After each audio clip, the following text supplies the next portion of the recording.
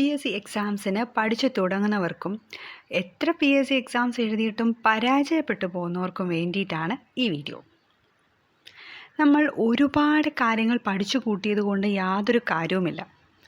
Exam ഹാളിൽ എത്തുമ്പോൾ നമ്മുടെ ഈ ക്വസ്റ്റ്യൻ കിട്ടുമ്പോൾ നമുക്കതിൻ്റെ ആൻസർ കറക്റ്റായിട്ട് എഴുതാൻ പറ്റണം.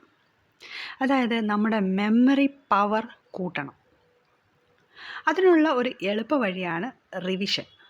അതായത് നമ്മൾ പഠിച്ചാൽ മാത്രം പോരാ, റിവിഷൻ കൂടി ചെയ്യണം. എങ്കിൽ മാത്രമേ പഠിച്ചതുകൊണ്ട് നമുക്ക് എന്തെങ്കിലും യൂസ് ഉണ്ടാവുകയുള്ളൂ. ആദ്യമായിട്ട് നമുക്ക് വേണ്ടത് ഒരു പ്രോപ്പർ പ്ലാനിങ് ആണ്. ഫസ്റ്റ് ഓഫ് ഓൾ, നമ്മൾ എഴുതാൻ പോകുന്ന എക്സാം ഏതാണോ അതിൻ്റെ സിലബസ് പ്രിൻ്റ് ഔട്ട് എടുക്കുക.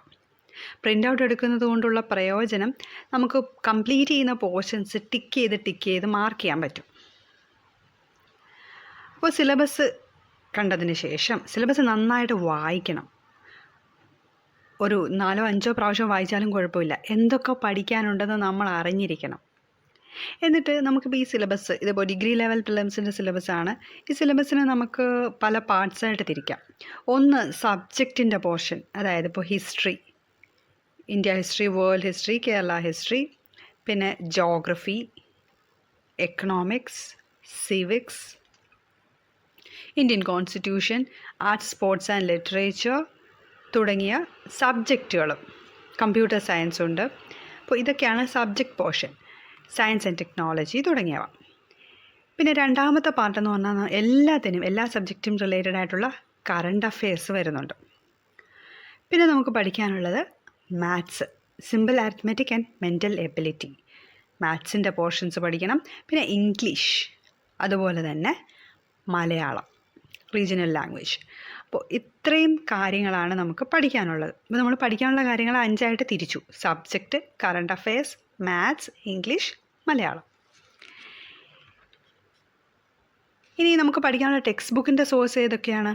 SCERT ടെക്സ്റ്റ് ബുക്കുകളും NCERT ടെക്സ്റ്റ് ബുക്സും ഒക്കെ പഠിച്ചു കഴിഞ്ഞാൽ നമുക്കൊരു ബേസ് കിട്ടും. അതിനുശേഷം നമുക്ക് സ്റ്റാൻഡേർഡ് ടെക്സ്റ്റ് ബുക്കുകൾ വായിക്കാം. പിന്നെ നമ്മൾ പഠിച്ചത് കൂടാതെയുള്ള അഡീഷണൽ കുറച്ച് പോയിൻറ്റ്സൊക്കെ കിട്ടാൻ വേണ്ടി റാങ്ക് ഫയൽ നോക്കാം. ചില ടോപ്പിക്സൊക്കെ നമുക്ക് ഇൻ്റർനെറ്റിനെ ആശ്രയിച്ചും പഠിക്കാം. ഇൻ്റർനെറ്റിൽ നിന്ന് കിട്ടുന്ന സ്റ്റഡി മെറ്റീരിയൽസൊക്കെ യൂസ് ചെയ്യാം. ഒരു വ്യക്തമായ ടൈം ടേബിൾ സെറ്റ് ചെയ്ത് പഠിക്കുന്നതാണ് ഏറ്റവും നല്ലത്. നമ്മുടെ പഠനം ശരിയായ രീതിയിലാണോ പോകുന്നതെന്ന് നമുക്ക് തന്നെ മനസ്സിലാക്കാനും പറ്റും. അപ്പോൾ അതിനെക്കുറിച്ചാണ് ഇനി പറയാൻ പോകുന്നത്. ഒരാഴ്ചയിൽ എന്തൊക്കെ പഠിക്കണം എന്ന് ഒരു ലിസ്റ്റ് ആദ്യം തയ്യാറാക്കണം. എക്സാമ്പിളായിട്ടൊരു ലിസ്റ്റ് ഞാനിവിടെ കാണിച്ചിട്ടുണ്ട്. ഇപ്പോൾ ഇത്രയും പോർഷൻസ് ആണ് നമ്മുടെ ടാർഗറ്റ്. ഇപ്പോൾ സബ്ജക്ട്സിൻ്റെ പോർഷനിൽ എക്കണോമിക്സും ജോഗ്രഫിയും, അതിലെ ഇന്ന ചാപ്റ്റേഴ്സ്. ഇംഗ്ലീഷിലാണെങ്കിൽ ഇത്രയും ടോപ്പിക്സ്, മലയാളമാണെങ്കിൽ ഒരു ടോപ്പിക്ക്, മാത്സിലെ ഇത്ര ടോപ്പിക്സ്, കറണ്ട് അഫെയർസ് ആണെങ്കിൽ എന്തൊക്കെ നോക്കി പഠിക്കണം, PSC ബുള്ളറ്റിൻ, ന്യൂസ് പേപ്പർ വായിക്കണം. പിന്നെ വളരെ ഇമ്പോർട്ടൻ്റ് ആയിട്ടുള്ളൊരു കാര്യമാണ് പ്രീവിയസ് ക്വസ്റ്റ്യൻ പേപ്പേഴ്സ് വർക്കൗട്ട് ചെയ്യുക എന്നുള്ളത്. ആഴ്ചയിൽ ഒരു ക്വസ്റ്റ്യൻ പേപ്പറെങ്കിലും വർക്കൗട്ട് ചെയ്യുന്നത് നല്ലതായിരിക്കും. ഇപ്പോൾ നമ്മൾ പഠിച്ചു തുടങ്ങുന്നവരാണെങ്കിൽ നമുക്ക് എല്ലാ ആൻസേഴ്സൊന്നും അറിയണമെന്നില്ല.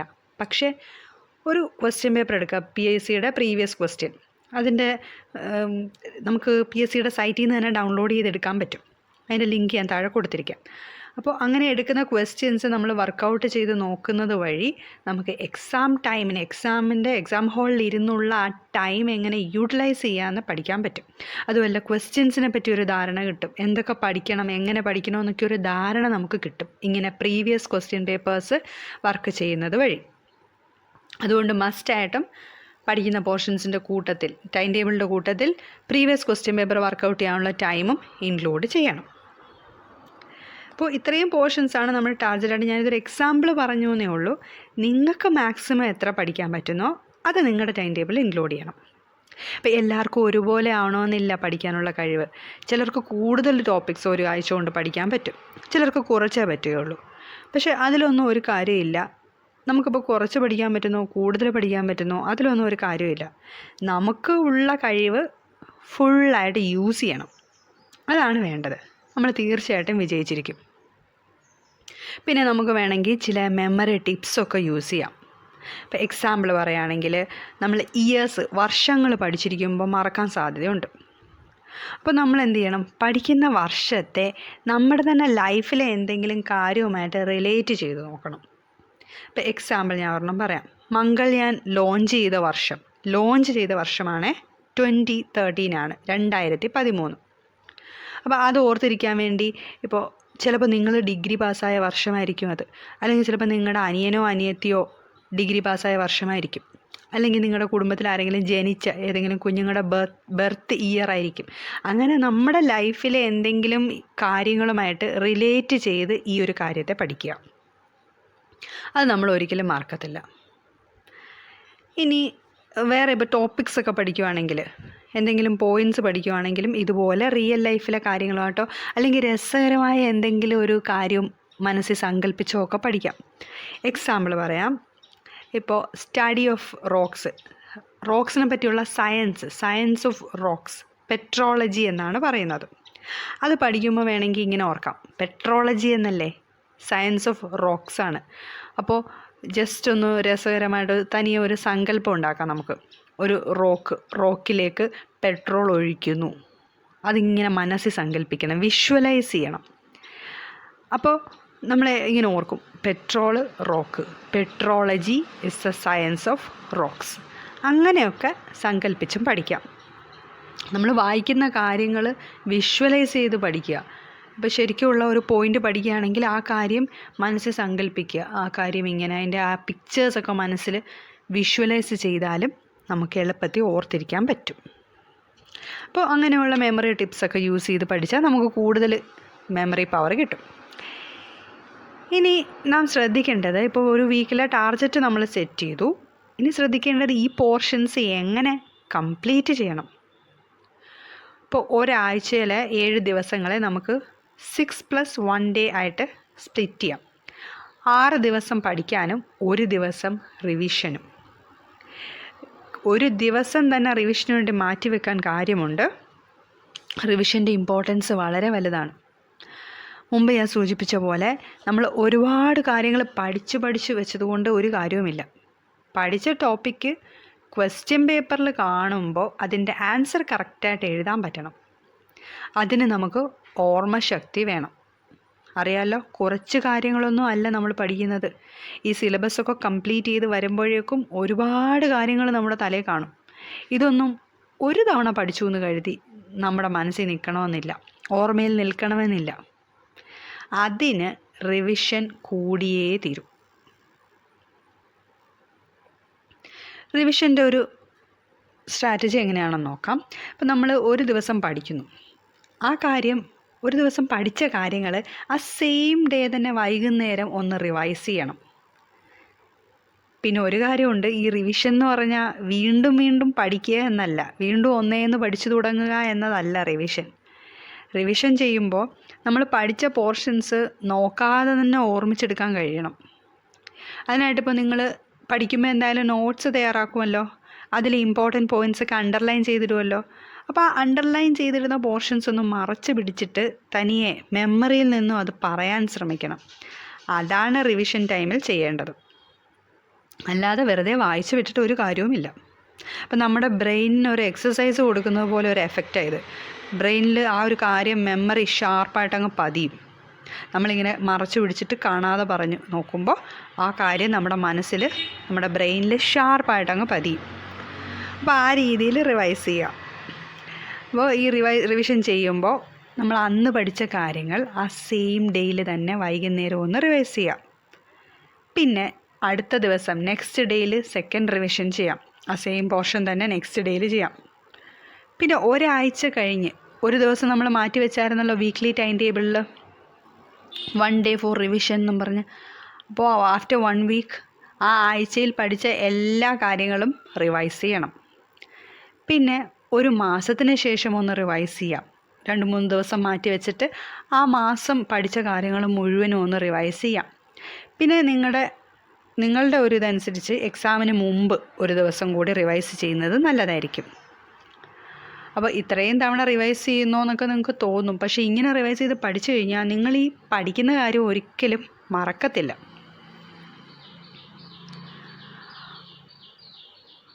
ഇനി നമുക്ക് വീക്ക്ലി ടൈം ടേബിളിലേക്ക് തിരിച്ചു വരാം. അപ്പോൾ ഒരു ദിവസം നമ്മൾ മാറ്റിവെച്ചു, റിവിഷന് വേണ്ടി മാറ്റിവെച്ചു. ഇത്രയും പോർഷൻസാണ് നമ്മൾ 6 ദിവസം കൊണ്ട് കംപ്ലീറ്റ് ചെയ്യേണ്ടത്. പഠിക്കാനുള്ളത് 6 days ആണ്. ഇത്രയും പോർഷൻസ് പഠിക്കണം. അത് കൃത്യമായിട്ട് ചെയ്യാൻ പറ്റണമെങ്കിൽ നമുക്കൊരു ഡെയിലി ടൈം ടേബിൾ വേണം. അതായത് ഒരു ദിവസത്തിൽ നമുക്കിപ്പോൾ ഫുൾ ടൈമൊന്നും പഠിക്കാൻ പറ്റിയെന്ന് വരത്തില്ല. നിങ്ങളുടെ കൂട്ടത്തിൽ ജോലിയുള്ളവർ കാണും, വീട്ടമ്മമാർ കാണും, സ്റ്റുഡൻസ് കാണും. അപ്പോൾ എല്ലാവരുടെയും ടൈം അവൈലബിലിറ്റി ഒരുപോലെ അല്ല. പക്ഷേ നിങ്ങൾക്ക് പറ്റുന്നതിൻ്റെ മാക്സിമം ടൈം എത്രയാണോ അത് ഫുള്ള് യൂസ് ചെയ്യണം. ഇവിടെ ഞാനിപ്പോൾ ഒരു എക്സാമ്പിൾ കാണിച്ചിട്ടുണ്ട്. നിങ്ങൾക്ക് നിങ്ങളുടെ അവൈലബിൾ ടൈം എങ്ങനെയാണോ ആ രീതിയിൽ ഇത് സെറ്റ് ചെയ്യാം. ടൈം സ്ലോട്ട് പോലെ സെറ്റ് ചെയ്യണം. ഇത്ര മണി തൊട്ട് ഇത്ര മണി വരെ സബ്ജക്റ്റ് 1, ഇത്ര മണി തൊട്ട് ഇത്ര നേരം വരെ മറ്റൊരു സബ്ജക്റ്റ്. ഇത് ബോറടിക്കാതിരിക്കാൻ വേണ്ടിയാണ് 2 സബ്ജക്റ്റ് ഒരു ദിവസം വെച്ചത്. നിങ്ങൾക്ക് ഒരു സബ്ജക്റ്റ് തന്നെ കൂടുതൽ പോർഷൻസ് പഠിക്കണമെങ്കിൽ ഒരു സബ്ജക്റ്റ് പഠിച്ചാൽ മതി. അതൊക്കെ നിങ്ങളുടെ കൺവീനിയൻസ് പോലെ. പിന്നെ മറ്റൊരു ടൈം സ്ലോട്ട് കറണ്ട് അഫയേഴ്സ് പഠിക്കാൻ, ഇന്ന ടൈമിന് മാത്സ്, ഈ ടൈമിന് ഇംഗ്ലീഷ് അല്ലെങ്കിൽ മലയാളം. ഇപ്പോൾ ഒരു ദിവസം ഇംഗ്ലീഷാണെങ്കിൽ നെക്സ്റ്റ് ഡേ സെറ്റ് ചെയ്യുമ്പോൾ ഈ ടൈം നമുക്ക് മലയാളത്തിന് കൊടുക്കാം. പിന്നെ റിവിഷന് നോക്കി ഏറ്റവും കൂടുതൽ ടൈം ഞാനിവിടെ കൊടുത്തിരിക്കുന്നത് റിവിഷനാണ്. കാരണം എന്താണെന്ന് നേരത്തെ പറഞ്ഞു കഴിഞ്ഞു.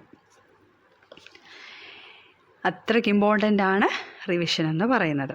അപ്പോൾ റിവിഷൻ നമുക്കിപ്പോൾ ഈ ദിവസമാണെങ്കിൽ ഇത്രയും കാര്യങ്ങളും റിവൈസ് ചെയ്യണം. അതുകൂടാതെ തലേന്നത്തെ റിവിഷൻ കൂടി ചെയ്യണം. നമ്മൾ പറഞ്ഞിരുന്നല്ലോ ഒരു കാര്യം ആ ഡേയിലും റിവൈസ് ചെയ്യണം, നെക്സ്റ്റ് ഡേയിലും റിവൈസ് ചെയ്യണമെന്ന്. അപ്പോൾ തലേന്നത്തെ കാര്യം കൂടി റിവൈസ് ചെയ്യാൻ കാണും. അതുകൊണ്ടാണ് കൂടുതൽ ടൈം റിവിഷന് വേണ്ടി അലോട്ട് ചെയ്തത്. ഇനി ഇത് മാത്രം പോരാ, ഇപ്പോൾ ടൈം സ്ലോട്ടേ ഫിക്സ് ചെയ്തിട്ടുള്ളൂ. ഈ ഓരോ ടൈം സ്ലോട്ടിലും എന്ത് പഠിക്കണം എന്നുകൂടി നമ്മൾ പ്ലാൻ ചെയ്യണം. അതിനുവേണ്ടി ഒരു ഡെയിലി ടൈം ടേബിൾ ഡേറ്റ് വെച്ചിട്ട് സെറ്റ് ചെയ്യുക. ഇതിപ്പോൾ കുറേ ദിവസത്തെ ഒരുമിച്ച് സെറ്റ് ചെയ്യണമെന്ന് നിർബന്ധമൊന്നുമില്ല. ഇപ്പോൾ 14-ാം തീയതി പഠിക്കാനുള്ളത് 13-ാം തീയതി വൈകുന്നേരം തയ്യാറാക്കിയാൽ മതി ഈ ഒരു ലിസ്റ്റ്. ഇനി കൂടുതൽ ദിവസത്തെ സെറ്റ് ചെയ്യണമെങ്കിൽ നിങ്ങൾക്ക് അങ്ങനെയും ചെയ്യാം. അപ്പോൾ ഇതിൽ എഴുതിയിരിക്കുന്നത് എങ്ങനെയാണ്? ഈ പറഞ്ഞ ടൈം സ്ലോട്ട് സബ്ജക്റ്റ് 1, സബ്ജക്റ്റ് 2 എന്നൊക്കെയല്ലേ ഇവിടെ എഴുതിയിട്ടുള്ളൂ. ആ സബ്ജക്റ്റ് 1-ൽ എന്തൊക്കെ പഠിക്കണം? ഇപ്പോൾ എക്കണോമിക്സ് ആണെങ്കിൽ എക്സാമ്പിൾ എഴുതിയിരിക്കുകയാണ്. എക്കണോമിക്സ് ആണെങ്കിൽ ഇന്ന ചാപ്റ്റേഴ്സ് പഠിക്കണം.